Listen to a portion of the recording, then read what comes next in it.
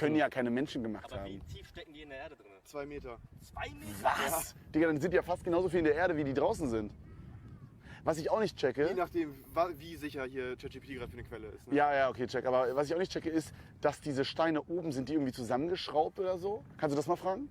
Weil, Hatten die damals schon eine 25er Hilti-Spackschraube drin oder was? nein, aber Real Talk, check dir, Schlagbohrer was ich reingetreten, meine, ne? als ob es nicht hier ein einziges Mal in 5000 Jahren so stürmisch war, dass es so ein Stein darunter Überleg bewegt. mal, Bruder, wenn der Stein, Ja, der okay, da wenn oben der liegt, wiegt doch auch 25 schon Tonnen. 10 Tonnen oder so. Oder? Ja gut, okay, stimmt. Also ich check, was du meinst, aber die sehen ja auch perfekt abgeschliffen aus, ne? Ja, das ja auch noch. Die sind ja übelst gerade unten, Bro. Ja.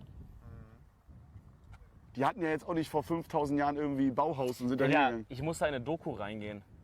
Ich meine, es wäre halt spannend zu wissen, was haben hier so für Völker gelebt hier drumrum. Weil das sieht Oh. halt wie eine Gegend aus, wo jetzt nicht so viel los war.